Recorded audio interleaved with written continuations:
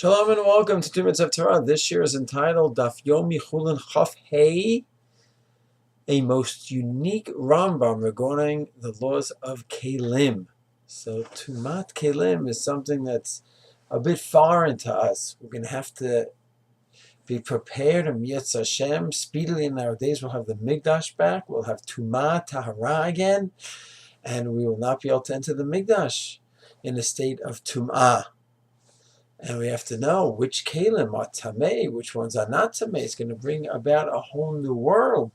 Kohanim, Truma, Yetz Hashem. We should be Lamaisa soon, should be Halacha, practical Halacha soon. And Yetz Hashem, we should start working on learning these Halachot. The Rambam is very interesting.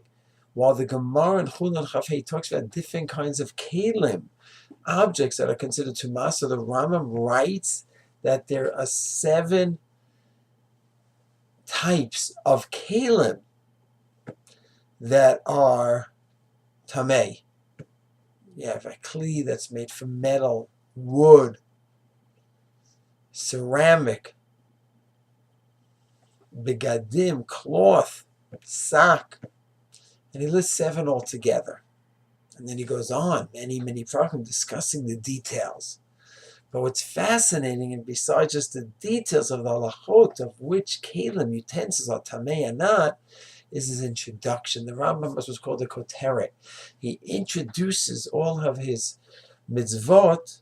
When he discusses the halachot, he tells you there are 3 mitzvot from the Torah in this discussion, or 10, or 20. He gets to Shema. So he starts with Shema. There's 1 mitzvah Shema to read at night and the day. He reaches the mitzvot of tefillin, halachot of tefillin. There's 2 mitzvot, to put on shayat, to put on sharosh. Always an introduction. How many mitzvahs from the Torah? And then when you go through the whole Mishnah Torah, if you add up all the introductions, you'll get to 613.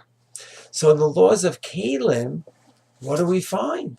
Rambam has something very unique, which you don't find in other places. He writes, he does not list any of the 613 mitzvot, even though he's going to have chapter after chapter discussing this, and he will be talking about biblical phenomena.